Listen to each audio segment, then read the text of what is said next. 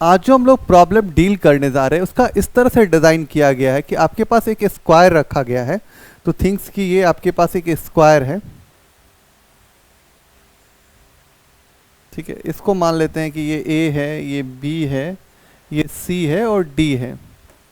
इस पे चार्जेस का डिस्ट्रीब्यूशन कर दिया गया है हर कॉर्नर पे, ठीक है ना। और आपसे बोला गया है कि यहाँ पे एक सेंटर पे भी एक चार्ज को रखा गया है और उस चार्ज का जो मैग्नीट्यूड है वो है 1 माइक्रोकूलम। इस चार्ज का मैग्नीट्यूड है 1 माइक्रोकूलम। पूछा जा रहा है कि ये जो सारे चार्जेस जो इसके साइड्स पे रखे हैं वो इस पे कितना फोर्स एग्जर्ट कर रहा है, मतलब सेंटर वाले चार्ज को कितना फोर्स फील हो रहा है, ये आपको कैलकुलेट करना है, ठीक है। तो सबसे पहले कि क्वेश्चंस में चार्जेस जो दिया है वो इस तरह से दिया गया है कि ए वाला जो चार्ज है वो 2 माइक्रोकूलम है, तो यहाँ पे जो चार्ज है वो है 2 माइक्रोकूलम। दूसरा जो चार्ज बी है वो है -5 माइक्रोकूलम। सी वाला जो चार्ज है वो है 2 माइक्रोकूलम और डी पे जो चार्ज दिया गया है वो है -5 माइक्रोकूलम, ठीक है। अब सिंपली आप क्या कीजिएगा, इसको डॉट लाइन से थोड़ा अरेंज कर दीजिएगा, ठीक है ना। ठीक है, सिंपल काम कर रहे हैं हम लोगों ने, स्टेप यूज किया। देखना है कि इसमें देखना है कि 1 माइक्रोकूलम जो है उसकी पोलैरिटी प्लस वाली है और ये 2 माइक्रोकूलम और 1 माइक्रोकूलम के बीच में जो फोर्स लगेगा वो कैसा लगेगा, तो रिपल्सिव फोर्स लगेगा। तो यहाँ पे जो फोर्सेस लगेगा वो कैसा रहेगा, रिपल्सिव फोर्स लगेगा। मतलब कि मान ले कि ये फोर्स मेरा F1 है या ए वाला लगा रहा है तो ऐसे करके ए लिख लेते हैं हम सिंपल, ठीक है ना, थोड़ा कोड करने में इजी हो जाएगा।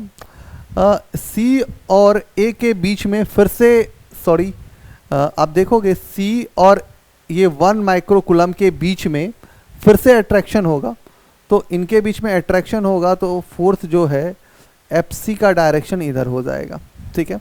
क्योंकि हम लोगों ने सबसे पहले क्या नॉलेज रखा है, चार्ज की पोलैरिटी सेम है तो रिपल्सिव फोर्स काम करेगा और लाइन ज्वाइनिंग फोर्सेस है। तो ये थीम्स भी आपको दिख रहा होगा कि ये लाइन ज्वाइनिंग है, ठीक है।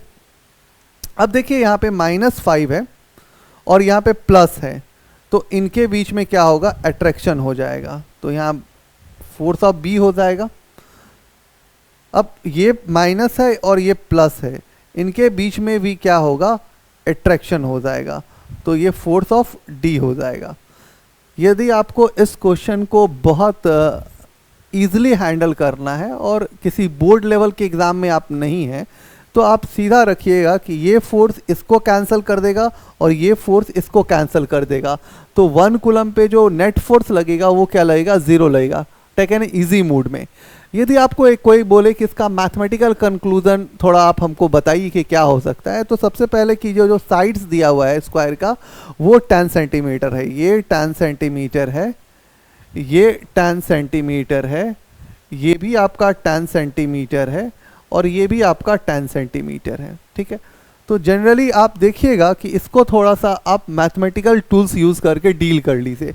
तो इसको डील करने के लिए हम क्या करेंगे, हम जैसे मान लेते हैं कि ये सेंटर में O है, तो OA, OB, OC और OD किसके बराबर हो जाएगा, √tan² plus tan² divide by 2। तो इसको कैलकुलेट करिएगा तो आपको क्या आ जाएगा, यदि हम थोड़ा कैलकुलेट कर दे तो ये 100 आ जाता है और ये आपका 100 आ जाता है, तो ये क्या हो जाता है, √200/2। तो इसको हम क्या लिख सकते हैं, इसको लिख सकते हैं 100 × 2 डिवाइड बाई 2। तो इसका क्या आ जाएगा, tan हो जाएगा और ये √2 हो जाएगा बाई ये 2 हो जाएगा, तो ये क्या हो जाएगा 5√2। एक बार एग्जैक्टली मैं इसको थोड़ा इरेज कर देता हूँ,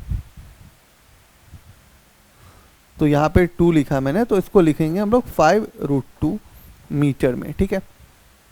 तो सबसे पहले कि हम लोगों ने जो बेसिक एप्लीकेशन यूज़ करना था, थोड़ा पाइथागोरस के एप्लीकेशन को यूज़ करके हम लोगों ने निकाल लिया।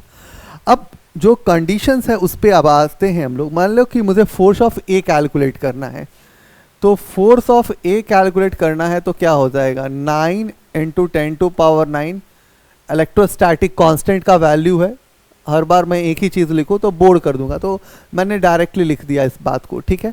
उसके बाद दोनों चार्ज के मैग्नीट्यूड्स को देख लो, एक है 2 × 10⁻⁻6, दूसरा है 1 × 10⁻⁻6, और दोनों के बीच का जो सेपरेशन है वो है, इसको हम लोग सेंटीमीटर में रखे हैं, तो इसको यदि आप मीटर में कन्वर्ट करोगे तो वो थोड़ा सा ध्यान रखना कि ये क्या हो जाएगा 10⁻⁻2, ठीक है।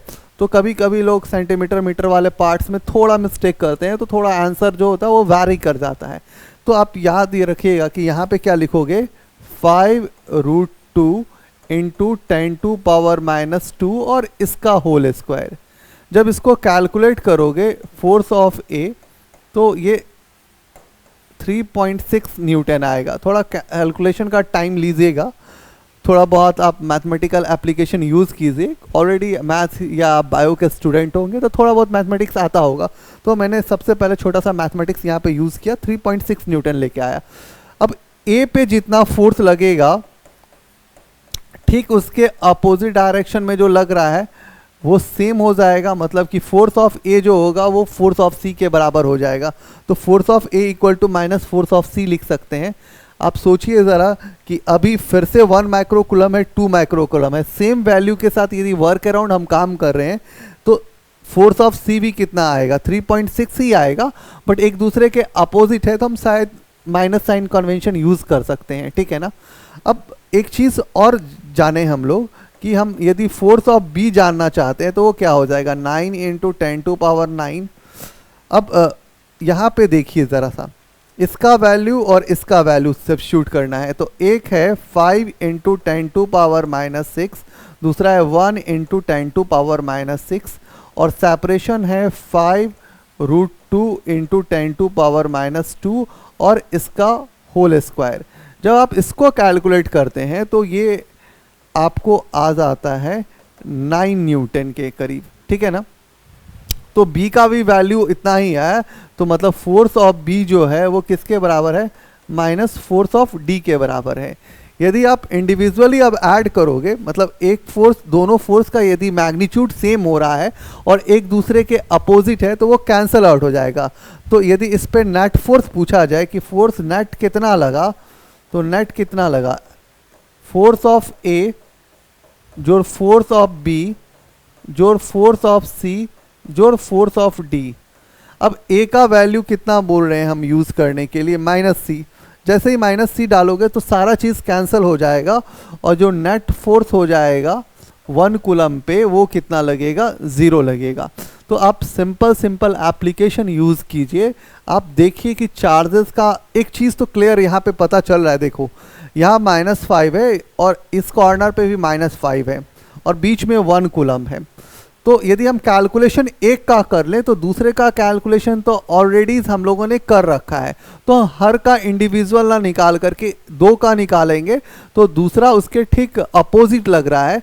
तो ये जो फोर्स होगा, ये फोर्स इसको कैंसल आउट कर देगा और ये फोर्स इसको कैंसल आउट कर देगा। तो इंटायरली नेट फोर्स यदि 1 कूलम पे जाके बात करनी होगी तो वो क्या हो जाएगी, वो 0 हो जाएगी। तो आज के लिए थैंक यू।